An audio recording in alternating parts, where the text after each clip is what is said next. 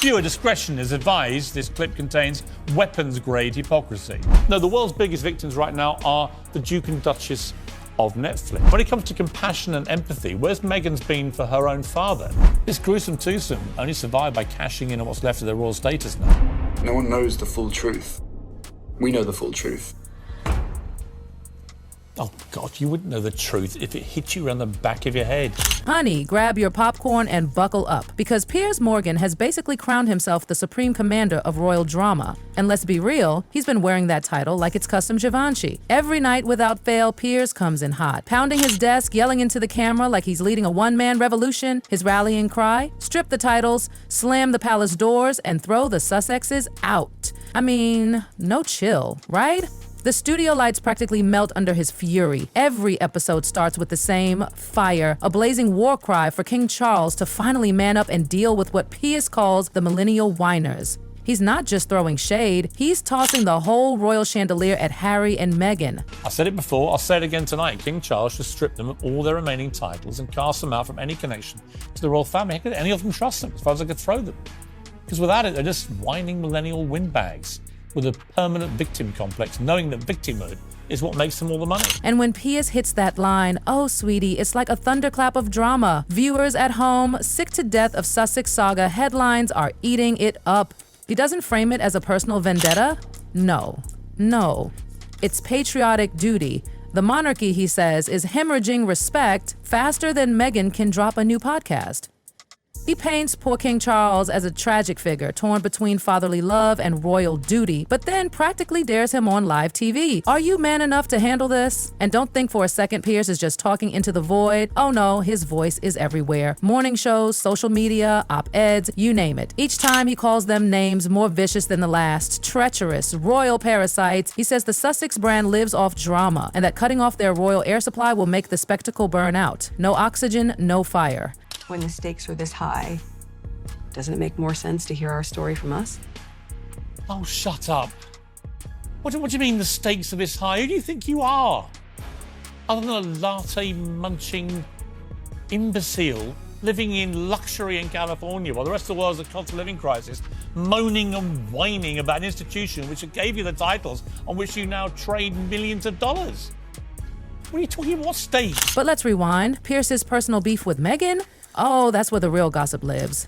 So picture this. Years ago, Meghan and Piers grabbed drinks. Flirty chat, fun vibes, all good. Then, poof, nada. No texts, no thanks, had a nice time, zilch. And the man has never recovered. He was ghosted by a duchess in waiting. And that one emotional sucker punch, it fuels everything. He tells audiences that moment hit him like a freight train, and let's be honest, he never got over it. That sting now powers his entire Meghan takedown crusade. The hypocrisy is beyond anything I've ever seen. Right after that ghosting scandal, oh honey, the gloves were off. His tone sharpened, the jokes got meaner, Piers' monologues turned savage. People warned him, careful, you're going after royals now. But he brushed it off with a shrug and a smirk. On air, he laughed about Meghan's texts going straight to voicemail. Off air, producers started whispering, this feud might actually boost our ratings. You think? This is a delusional, treacherous, bitter little man who's completely lost touch with all reality. A multi-millionaire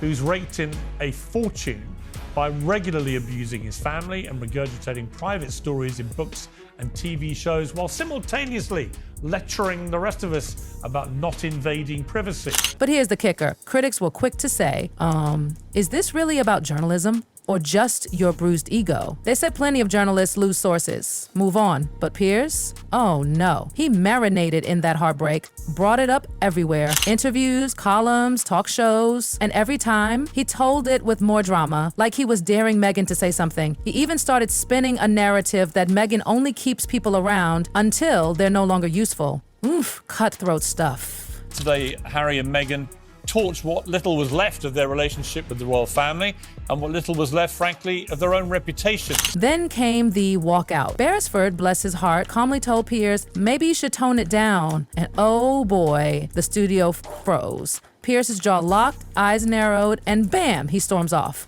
Just mutters, right, I'm done. Mic still on, papers shuffling awkwardly behind him. Dead silence. Viewers stunned. And then you can literally hear him backstage still fuming. "It's pathetic," he yells, raging that he can't dish it out without taking any in return. You continue to trash her. Okay, I'm done with this. No. Sorry, no. Sorry. So, do you know what? That's pathetic. You can trash it, mate, but not mine. No. See you later. I'm being...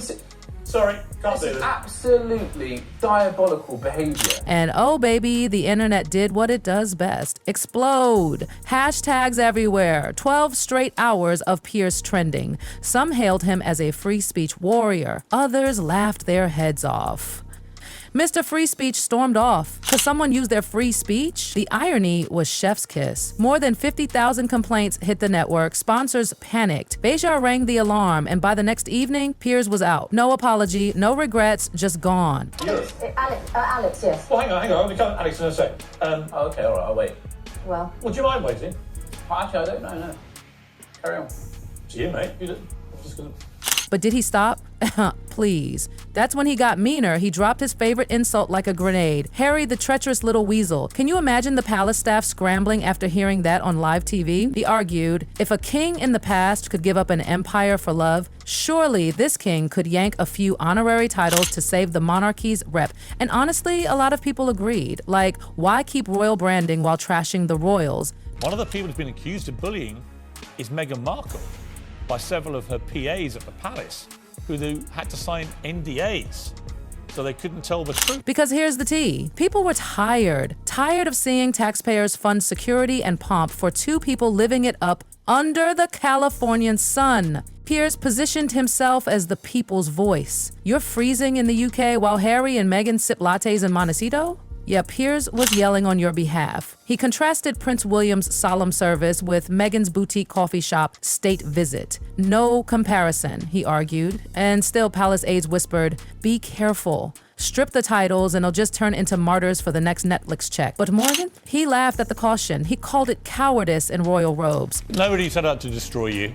You destroyed yourselves in this country with your ludicrous, hypocritical behaviour. Truth be told, what you just said is complete and utter garbage. He reminded everyone, royals don't survive on politeness. They survive by looking strong. And if you show weakness, boom, you're done. Every night, he delivered royal ultimatums like battle hymns. And it started catching on. Even Parliament got involved. Committee sessions echoed Piers' talking points. Op-eds quoting him left and right. F-eds, Jew F-eds, quoting him left and right. Inside Clarence House, staff were printing his headlines and clipping them to internal memos. Can you imagine? The drama had officially gone from TV noise to palace echo. And Piers? Thriving.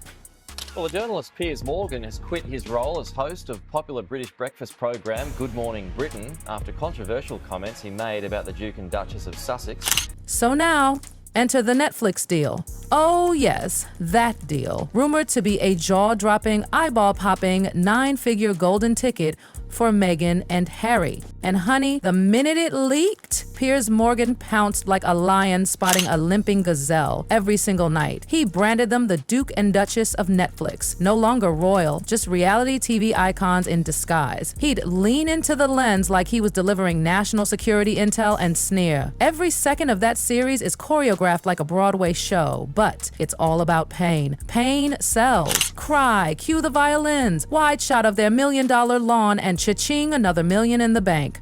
If people want to believe Meghan Markle, that's entirely their right. I don't believe almost anything that comes out of her mouth, and I think the damage she's done to the British monarchy and to the Queen at a time when Prince Philip is lying in hospital is enormous and frankly contemptible.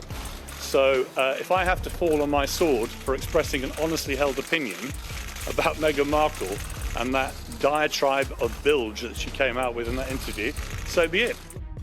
Morgan didn't stop there. Oh no, he brought receipts. He waved spreadsheets on air comparing the numbers. Meh. Ratings tank. But whisper about Prince William's temper or throw shade at Charles's parenting. Boom. Trending worldwide. He laid it out plain and brutal. They trade pain for profit, say they want privacy, then run to the spotlight in a new costume. And honestly, people felt that because every click, every Netflix binge just fed into the same narrative. Victims for hire. But by far the most sickening part of this show for me was the constant use of Harry's late mother, Princess Diana, to stoke sympathy for Meghan. Now, critics, of course, tried to clap back.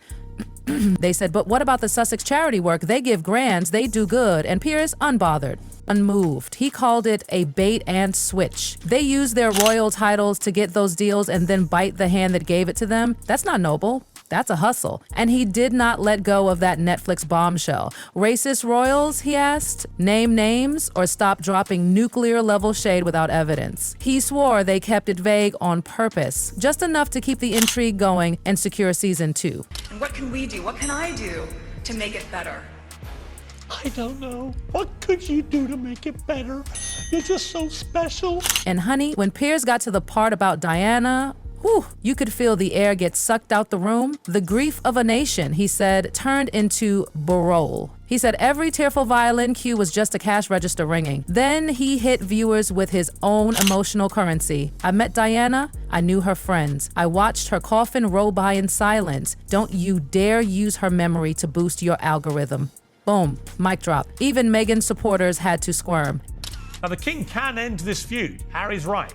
But not by shaking hands with this treacherous little weasel, but by stripping him and his wife of the royal titles that they love to use for commercial gain without doing any of the work. And when the show flashed those old blurred photos of Harry and Diana, oh, Piers lost it. He was beyond outraged. He called it grotesque, exploitation, a sacred line crossed. He even called out Meghan's famous tears on cue moment from the Oprah interview and basically said, girl, this ain't Hollywood, this is history. Leave Diana out of your pity press tour. He played her "We Wanted Privacy" speech right next to drone shots of their Montecito mansion. Meghan begging for peace, then cutting to Harry on late night TV goofing off with sandwiches. The whiplash, y'all. And then came the accusations of staff bullying. Oh yes, he went there. He reminded everyone that the palace investigation into Meghan's behavior is still sealed under NDAs. But one former staffer claimed they cried at work, and Piers challenged Meghan straight up, sue me if I'm lying. I mean, the man's not backing down. Petty, yes. Effective, also yes. And he wasn't done yet. He brought the receipts from TikTok. 54 self-mentions in 7 minutes, he said, holding up a stopwatch. Even I don't talk about myself that much, he joked. The shade could block out the sun. But here's where the shift happens. While Meghan and Harry were still caught in their Netflix whirlwind, still being dragged in headlines and mocked in memes, the palace, oh, they were plotting in silence. Officially, the palace said it was just routine housekeeping, but Piers, he wasn't buying it. That, he growled, was the velvet glove slipping to reveal the iron fist. He coined the term velvet exile, and oh, how it stuck. No dramatic title stripping, no formal renunciation, just slow, methodical erasure. Less sword swinging, more chess. One balcony event missed here, one duty reassigned there. Travel overlaps, oops, can't make it. And according to Piers, it was genius, because why create martyrs when you can just make them irrelevant? Still, palace insiders whispered caution. These things take time. But Piers wasn't having it. He said public patience had snapped like a dry twig. If Charles lets them back in, he warned, without consequences, he risks the crown looking spineless. And so now the big question is looming like storm clouds over Buckingham Palace. Will King Charles finally cut the cord? Will he strip the titles and make it official? And if he does, if he really does, how will Piers Morgan react? Oh, honey, he already has it planned. He imagines the moment like it's a scene from The Crown. A formal statement at 5 p.m., titles revoked, styles retired. The Sussex is no longer Duke and Duchess, just Mr. and Mrs. Mountbatten, Windsor. To Piers, that would echo through the ages, the monarchy drawing a hard line. Finally, he does admit, briefly, that Charles is a father, and the thought of stripping his son's title while battling cancer, it stings. Piers' voice softens for just a second, but then that fires back. He says, leadership isn't about feelings. It's about history, it's about legacy. It points to past crises, abdications, divorces, wars, times when the monarchy acted, when it survived by standing firm. And legally, it's possible. All it takes is a quick tweak to the letters patent. Parliament nods, boom, the Sussex coat of arms goes into retirement. Critics worry, but won't that make them martyrs? Piers smirks. They already are martyrs in their own minds. Better to strip the title and end the charade. And if they sue, even better. Piers says discovery will finally force truth into the light. All the NDAs, all the bullying reports, all the drama we've only heard rumors about, suddenly, it's public. To him, That's not risk, that's opportunity. He says Harry and Meghan take the public for fools, that they twist every narrative, that their truth changes more than a London forecast. And he reminds us all he lost his job because he refused to apologize for not believing Meghan's mental health claim. And I'd do it again, he says, eyes gleaming. As for the public, Piers thinks they'll celebrate. Sure, there'll be some tweets, he says, but like the Frogmore eviction, give it 48 hours, it'll fade. He calls it glacier PR. Move slow, let time smooth out the cracks. Meanwhile, Harry will have to decide, keep cashing in on royal drama or admit the brand has lost its sparkle. And Piers? Oh, he'll pop that non-royal champagne and pivot. Start pushing for transparency on those sealed reports. Audit the charity filings. He's not done. Not even close. Because, as he sees it, Outrage isn't a one-season show. It's a subscription service. So now, all eyes are on Charles. The scissors hover over the royal thread. And Piers Morgan, he's standing by, ready to narrate every dramatic frame. So what do you think? Should King Charles finally draw the line, or is velvet exile enough? Drop your thoughts below, like, subscribe, and oh honey, you won't believe what's coming next.